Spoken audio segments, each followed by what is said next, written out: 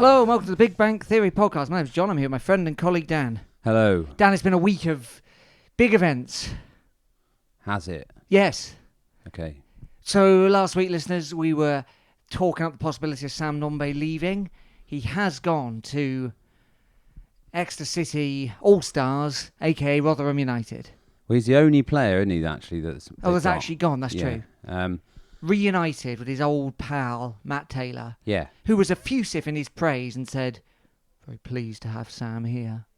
I don't even think he said very, actually. Right, yeah. I mean, we know that's Matt Taylor's whole shtick, isn't it? You know, he's not...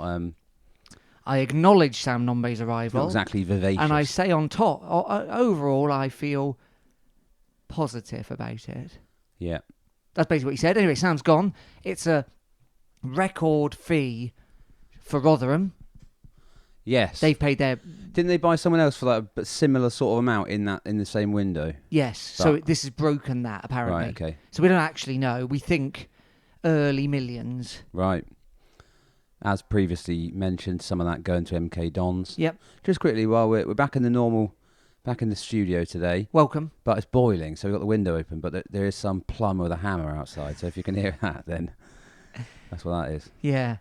Oh, there he goes again. There he is now. Yeah. If you can knock, hear that. knock in.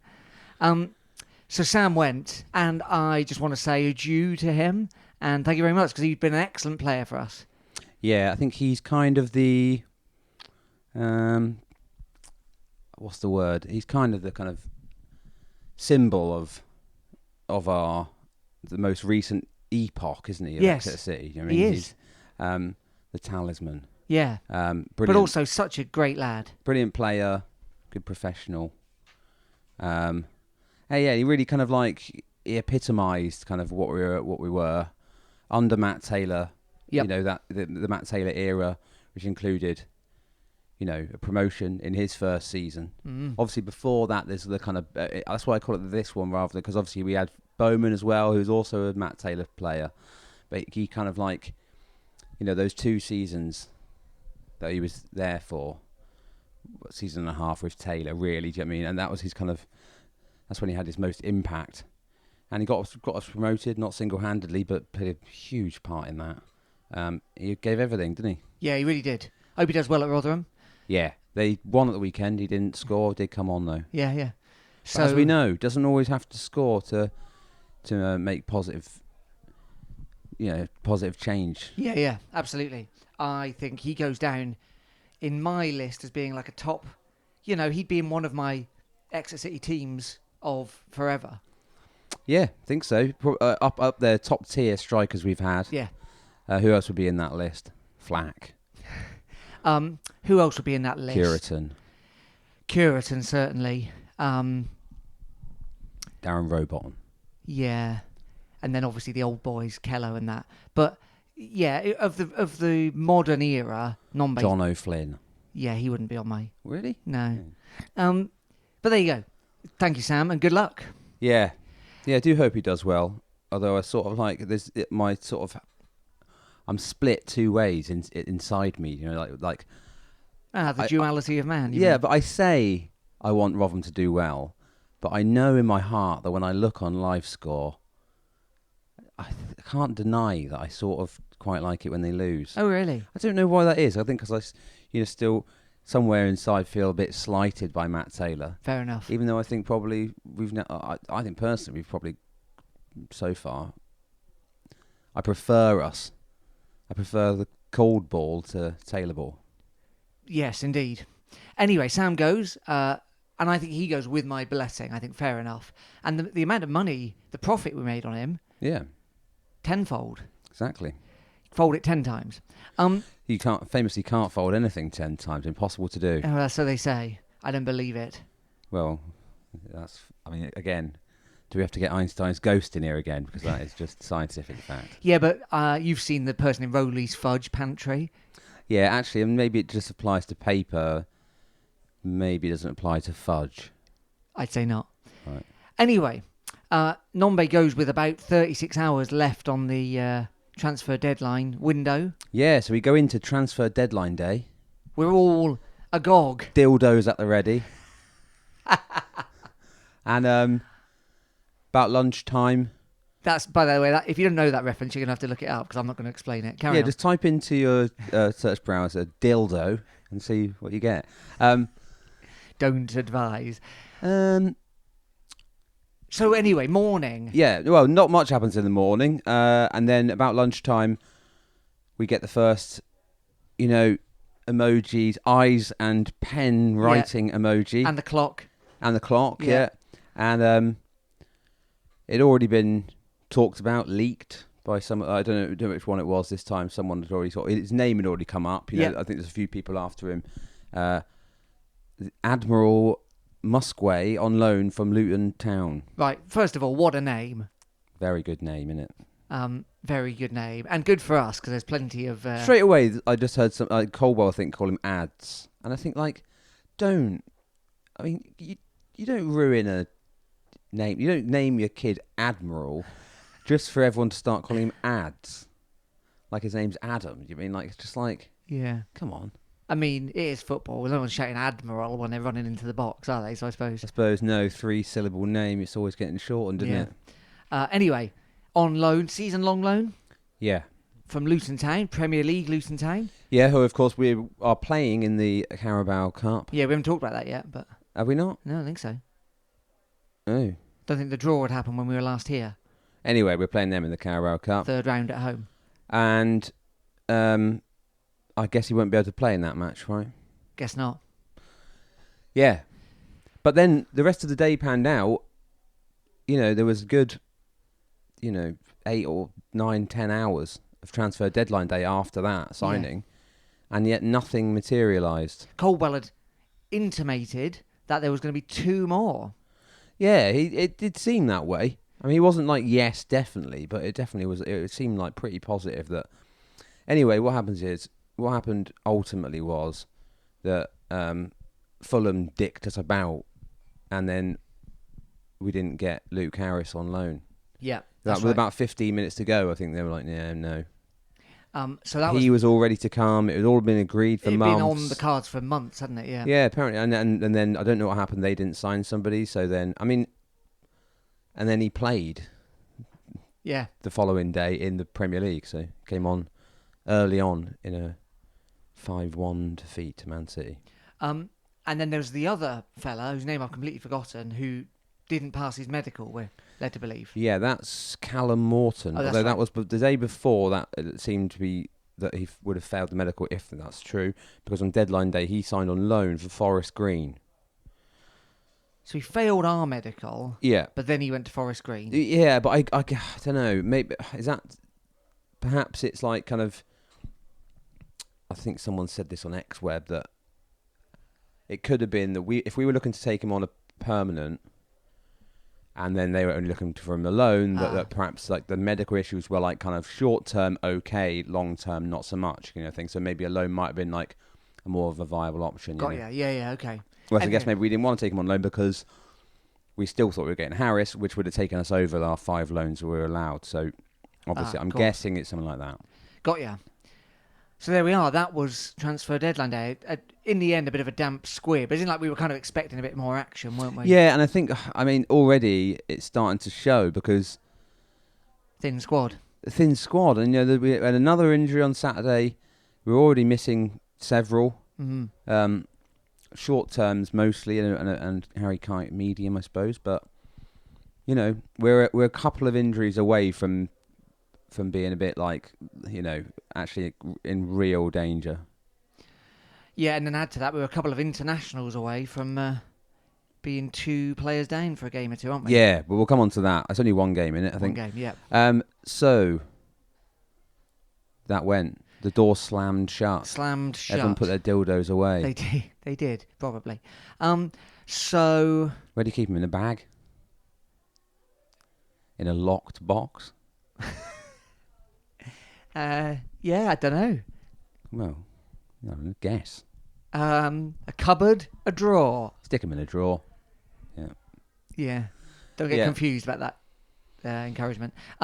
So then Saturday we were playing. If Rotherham are Exeter City All-Stars, not really, then Burton Albion are Exeter City. We thought B team, but maybe more like C or D team. Right, so then I think this was mentioned by I think it was a commentator, Jim Dale, or someone on the radio. Yeah, excellent fact. Said, I think it's something like, let me get this right, is it something like there's more players playing for Burton who played for Exeter City last time we met than there is playing for Exeter City? That's right. So only 2 remained from the City squad from that day in the City starting 11. That was Sweeney and Hartridge. And yet Burton had, well, they had 2 on the pitch and 1 on the bench. 2 on the pitch and 1 on the bench. No, 2 on the pitch and 2 on the bench, in fact. Because Blackman was injured. So No. Oh, he was on the bench, was he? So, yeah, Caprice and Kegs Chowke started the game. They're in the starting lineup. And then Rakeem Harper and Blackman on the bench. Yeah. So for us, Aitchison, like I said, injured. Yes. Concussion. Yeah, concussion. So I was right. He did whack his head on that board. Yeah, I think they were basically sort of like I think I read that it's sort of like protocol rather than, he's actually. I think if it had been Saturday to Saturday, he would have played. Right. So he can't start. Nombly's gone. Admiral Musquay has only just got there. Yeah. Sonny Cox, I think, might have had a bit of a knock as well. Right. Was he on the bench? I think. But anyway, so we don't have a striker to play. So Reece Cole starts in the kind of central 9 position, if you like. Yeah. Very much not a striker, but he did have a very good game. Early on, I mean, Burton, we know what they do. Yeah. We've had a bad record against them recently. Obviously, last season we lost against them twice, home and away. In the away match, we dominated possession like we did on Saturday, but we couldn't do anything with it and lost that game 1-0. This time, Burton, they brought in a lot of new players, mostly from us, but they also brought in Cole Stockton, who didn't play. He's injured, so that might have been, he's all right. So, yeah. But anyway, and the usual, what you'd expect from Burton happened, and actually hit the bar in about the 3rd minute. Yes. They had lots of long throws, balls into the box. They're very direct. They started off, I think, they're undoing, really. Starting off too high energy, pressing us. You could never keep it up. And if you do it against a team who are actually very good on the ball, us, then, as long as we can weather those chances and the crosses and the long balls into the box, then I think that would have been the plan, and it worked. So, yeah, they hit the bar early on. Yeah, we had some other good chances in the first half. We kind of sprung into life, and then there was a really good effort from Dimitri Mitchell where Cole has sort of come deep. This is where it kind of worked, the false 9. It's a false 9 kind of thing. Cole came deep, flicked it on. Mitchell, who had a brilliant game, absolutely rapid down the left-hand side. Yeah. Amazing touch, and forces a brilliant save from their keeper, not Jamal Blackman. Yes. Crocombe. And then we had another chance just after that. A bit of a scramble in the box. It didn't end up getting put away. So some good chances for us too, and we were looking good. So 0-0 half time. But it got 0-0 at half time. Yeah, I'm not sure when does. I think maybe it's first half that it is. Like I said, that Dion Rankin comes off injured, hamstring. So depending on worry, isn't it? Depending on how bad that is, that's a week, 2 weeks, 3 weeks, maybe. Indeed. But yeah. Second half. Jake Caprice, pretty anonymous. Was he? Yeah. We're used to seeing, Caprice is always a bit hot and cold. He'd have good games and bad games. Even when he had good games, we know he's always lacked end product. His career stats back that up. But he did nothing. Second half, we continue the pressure, don't we, really? We were much better in the second half. Really started to kind of control the game as they tired, I suppose. Because they're tearing about. We've barely spent any energy because we're just knocking it about. Carroll and Trevitt and whatnot, Niskanen, just knocking it about and not having to run really. Yeah. It was well, I guess just a reminder really of this new way of playing, isn't it? Like those kind of games last under Taylor. You know, you get caught out. You'd worry about Sweeney. You'd worry about Hartridge. You'd worry about Diabate. Blackman would be kind of cool as you like, but we're just up for the pressure, aren't we? We don't seem fazed by it.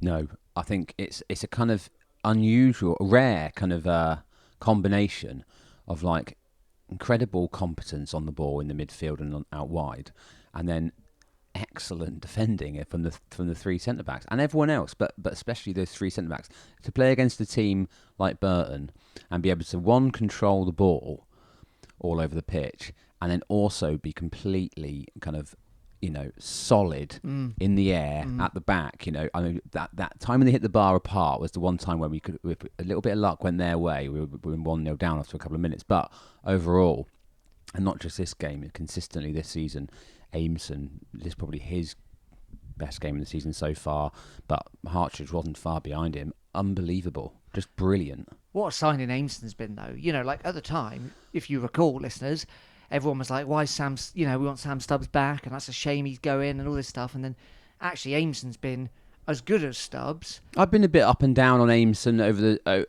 but I think this season he's grown. Yeah, right I think this season him and Hartridge both have kind of settled into this system really well now. They know what they're doing. And I think not injured, of course. Everyone knows what they're doing, and also are buying into it. Yep. But like I said, it's a rare thing to be kind of like defensively solid like that, against kind of like Burton style blitzkrieg kind of balls into the bottom. Then also be able to control matches by slowing it down and the little triangles. Absolutely amazing. So then, a couple of excellent stations, Sinisalo as well. I mean, unbelievable, really. What a keeper. Yeah. So with 20 minutes to go, still 0-0. The Admiral comes on for Jules, I think. So a bit of a change. Yeah. Bit of a formation. Shift. I suppose. I'm not 100% sure. Paid off within 5 minutes. We're ahead. Mitchell causes the trouble, doesn't he? Yeah, again, like I said, brilliant game. And Hartridge as well, with an unbelievable kind of feint, shimmy. He's well involved in this game. Again, we're working the ball out on our left-hand side. They don't close down Aitchison, give him too much time. He pulls the trigger. Great finish. Trevitt, you mean? But Sorry. Yeah, Trevitt. Bottom corner. Yeah, great, wasn't it? Yeah. So they've started like Rankin, Trevitt, Aitchison, I know I'm playing. Cole just started thinking to themselves, like, we're just shooting. Like, there was a kind of reluctance early on. We weren't seeing it as much. And we were like, come on, just hit it. They're up for hitting it now, aren't they? Yeah, I think those are the times we expect that to happen, against certain teams when they get, tired of the press, maybe. Because it's going to be exhausting. Like I said, playing against a team who are that good in possession. You give him an inch and he, it was great. It's a really good goal, 1-0.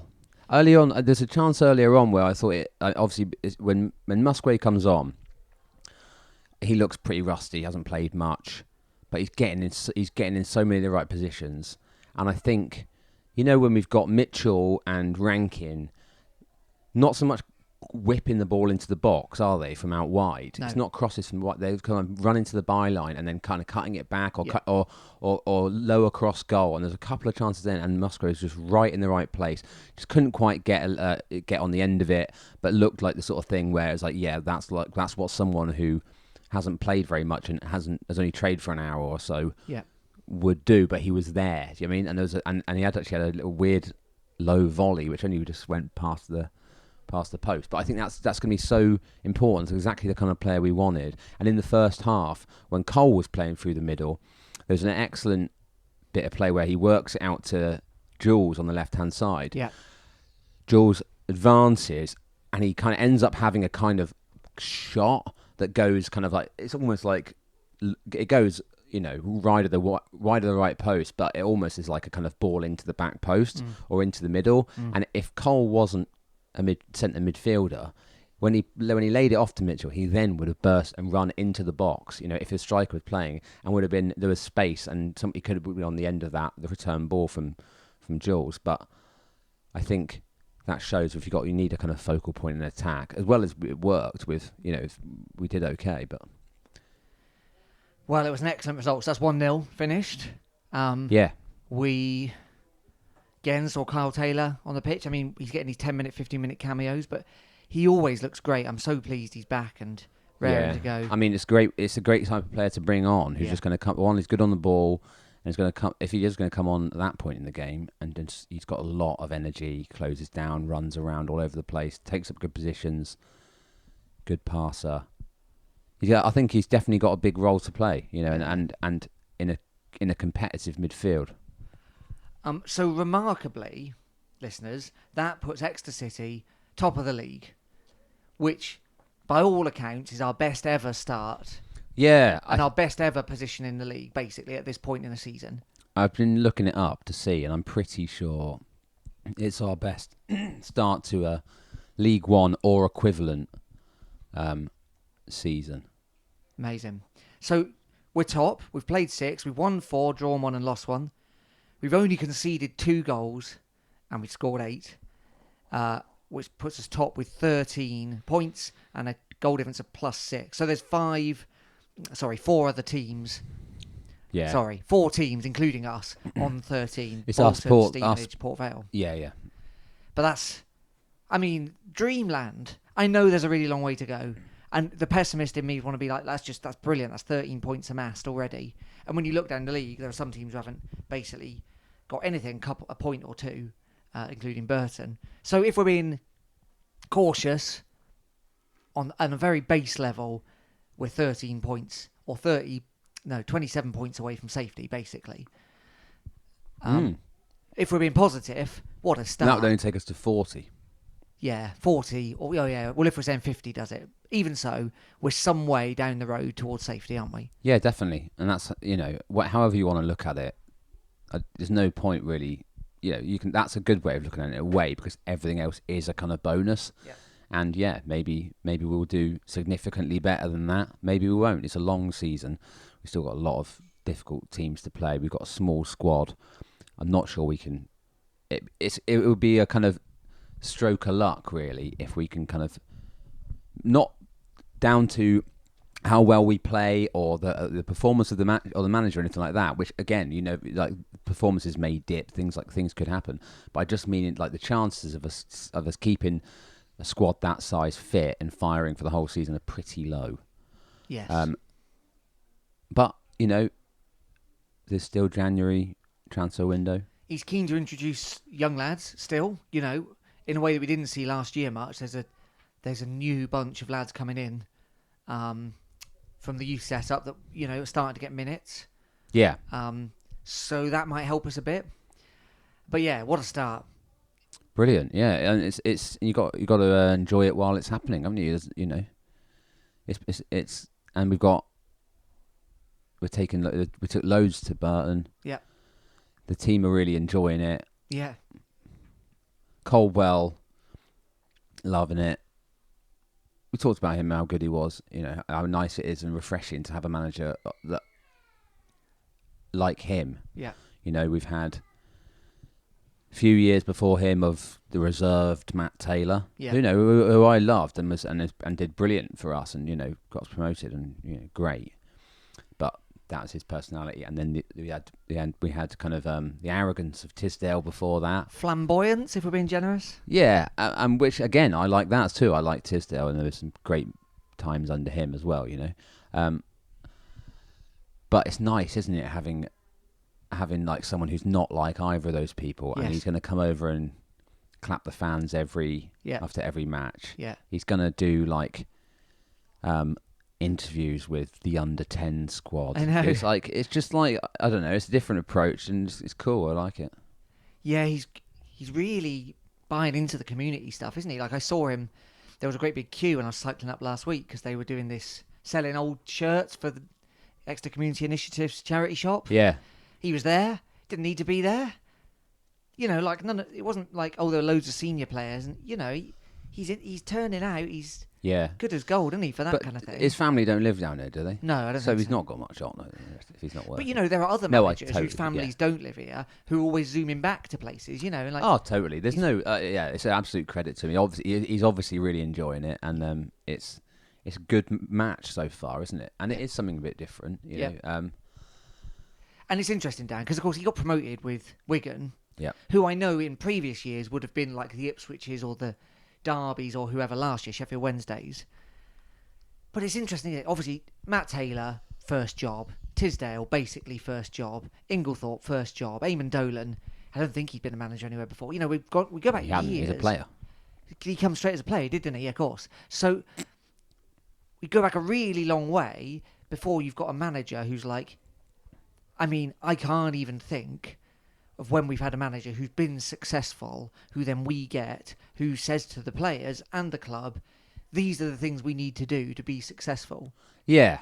I mean, who even is that manager? I couldn't tell you. Like he's had some duds Of since Wigan, course. you know. Do you know what I mean, like, and but All managers have duds, unless you're... oh, totally. And you Yeah. can't, yeah. And I think also he seems like very keen to learn, doesn't he? As well, Yeah. I think, you know, and yeah, it's just- interesting to hear him say that we'll play Wigan at some point soon, and Wigan's manager is Sean Maloney, Yes. who's basically his best mate. Yeah, They yeah. played for Scotland Yeah. and Celtic and Wigan together, so It's that'd be nice. It's just a new dynamic to have someone in the room who's like, this is what that would look like. This is what a successful team in this league would look like. Well, totally. I mean, that is good, isn't it? I mean, you've got a manager who has won the division that you're Yes. in as a manager. Yes. And then on top of that is someone who, as a player, the rest of them can look up to. Yes. Like I said about that, like I said about that interview with the under-10s, whatever it was. Yeah. And you kind of found out a few things about him, which I kind of knew, but wasn't. You know, he's played against like Messi and Yeah. Ronaldo and everybody. Do you know what I mean? And then I was looking up, like, he didn't score many goals as a player, but I was looking up his kind of goals, and he scored like against France for Scotland at Hampden Park and stuff. So, you know, that is inspiring, isn't it, for League One players, you know, like. Absolutely. And, you know, like... He's done more than Tom Carroll. He's done more than Tom Carroll has. Yes. And we think of Tom Carroll as like, you know, and he's like, Yeah. wow, you know, we've got a player like him, you know. Indeed. And, you know, there were always weird things, weren't there? Like, not to get too sidetracked, but you remember the old Clinton Morris and Tisdale days, and then that debacle at Anfield, where it's pretty clear to everyone, Morrison had said, look, I'm a Liverpool supporter, I've come here to do you a favour, you can return the favour by playing me at Anfield. Well, obviously, it was a waste of time. We didn't even have a look in that game. And the rest of them. Yeah. And, you know, like, if Clinton Morrison's equivalent comes now, Colwell's not cowed by that thing, is it? You know, like, if we got, like, Andy Carroll, for example, which I know was vaguely mentioned, Colwell's not going to be like, well, as in, like, he was a free agent and he played in our league. Right. Colwell's not going to be like, oh, flipping it, Andy Carroll, I better, you know, pay him extra for his barber's bill. No. So that's interesting and different and exciting. Yeah. I like when Caprice went, there was a bit of... someone said that, I think, again, XWeb said that they noticed a warm embrace, or you know, at least a kind of like, you know, between Caprice and Caldwell. Okay. But when he left, you know, everyone will remember he was playing on trial for Burton while he was still an Exeter City player. Nice one, Jake. And then Caldwell said when he went, if people don't want to, I only want people here who want to play for us. Yeah. You know, and it means, I'm not saying it didn't mean anything from managers we've had in the past, but it means something from players like, you know, from someone like him, you know. Yeah, absolutely. Anyway, more on the upcoming events in a second.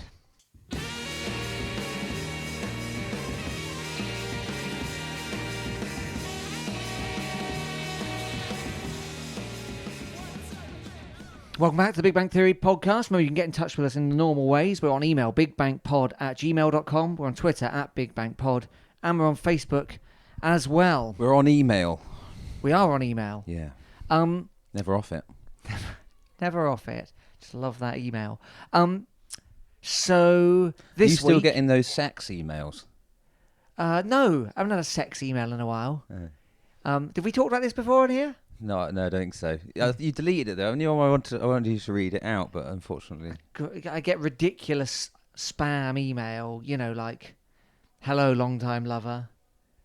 I hear you like pleasure and fun. It's that kind of thing. Yeah. I haven't had one recently. I've Mainly, got one here from Svitlanka Martin. she sounds authentic. It says, in need of somebody that can give me trust I desire, D5. Hey there, I've been simply eager to locate true contacts around me and was searching for some profiles on the web and then came across your own, and perhaps in case you are available and prefer something totally new and long-lasting, I'll be expecting your response very soon. Truly, Svitlanka. Something So, new and long-lasting. She must mean this episode of the Big Bang Theory I'll podcast. be getting back to her as soon as we're done. ASAP. All the rest of mine are like kind of like fake parcels that people are pretending to send me. Oh, it's weird. I get loads for must be my age. I get loads for hair loss, Right. and then sexy emails, and then accusing ones of like, you haven't paid me the money you owe me yet. Oh, right. Yeah. So they think you're a broke, lonely, bald man, where in reality you're Well, I'm astute, married, yeah. rich guy. Yeah. I mean, I'm not broke. You're not broke. No, I'm not broke. Not broke. But neither. Yeah. I mean, if you're looking for cash, I'm not your man. No. But, well, I get them for Oral B. I don't know why there's so many Oral B adverts. And Svitlanka, of course. Well, of course, got that one from Svitlanka, but that's obviously real. So it's not, Of course. don't know how that's ended up in the junk. No, that's a mystery.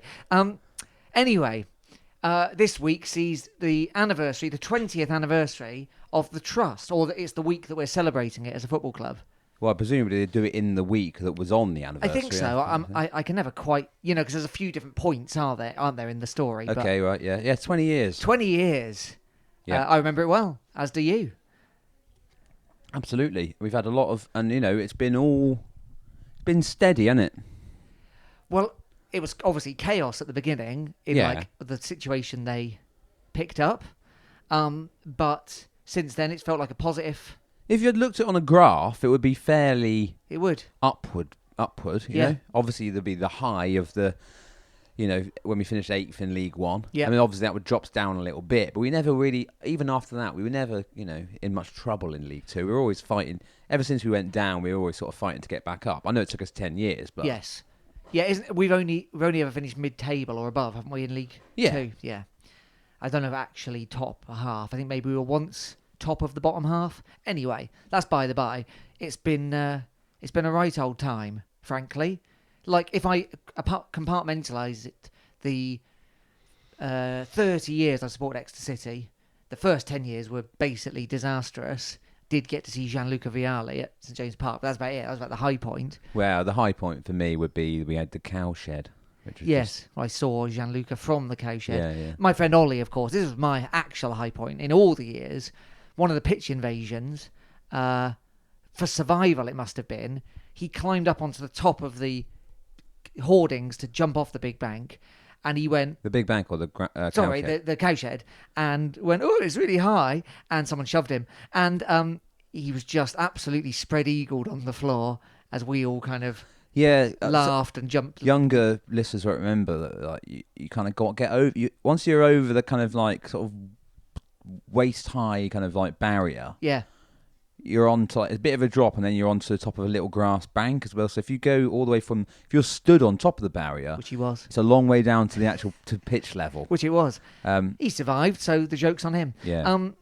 But yeah, so those two high points, and then post Trust, many high points.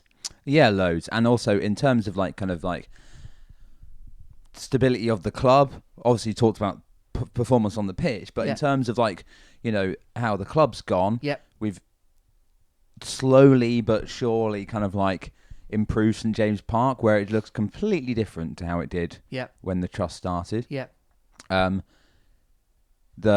Every element of the club, I think, I would say, has progressed. Yeah, absolutely. And it's we're now really well run. Yeah. It's like it's really together. Yeah.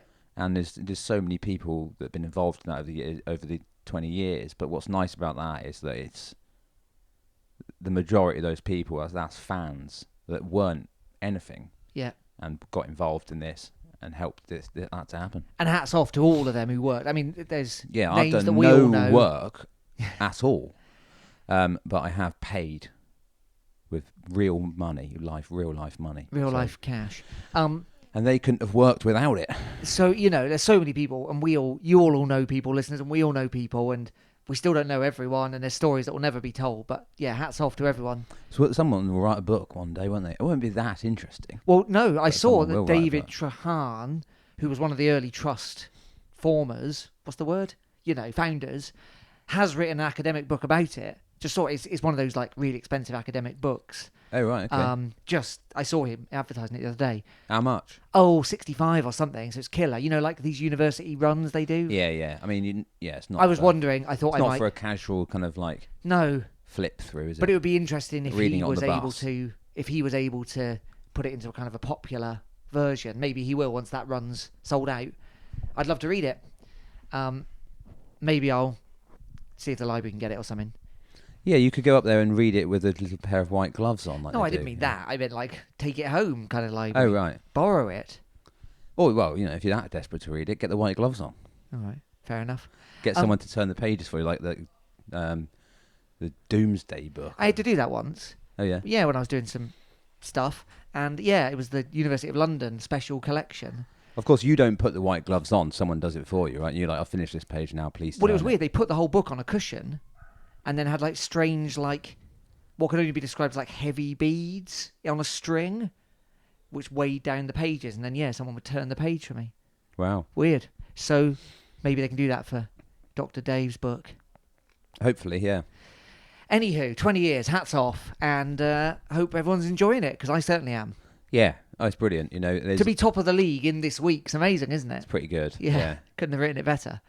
So, the game that we're all going to celebrate at St James Park, home to Leyton Orient. Yes. They're having not a very good start to the season. Very poor. Conceded a lot. They have won the odd game. Well, they beat Cambridge 3-0.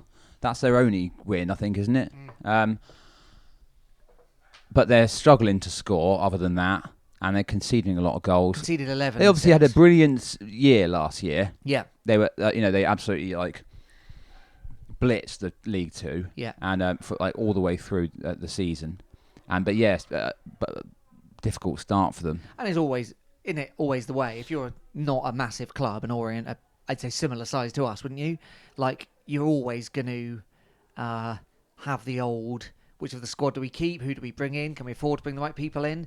We pay out and maybe it doesn't work out, all that stuff. So Yeah. And their first target will be avoid relegation. Yeah. And, if the season ended today, they'd have failed, but it's a long way to go, isn't it? And they're totally capable of doing it. I suppose. Richie Wellens is still the manager. So he Richie Wellend. got them. Is he a Wellend? Do you know what Wellend is? No, he might be actually. Yeah, like someone who looks like Paul Weller. It's just that hairstyle. Yeah. They've got a little Paul Weller kind of sort of long bits down the side, Yes. and then a very short, blunt fringe. Wellends. I don't imagine he's got that haircut, but in my mind he kind of might. So Anyway, he got Swindon promoted in the awful season where the COVID season where Argyle got promoted when it would have been us. It had been a week earlier. Right. Okay. Yeah. Swindon won the league that year, and then obviously got Orient promoted this year. He was bad at Doncaster, wasn't he? And didn't do very well at Salford. So he's Right. like all lower league managers, he's hit and miss.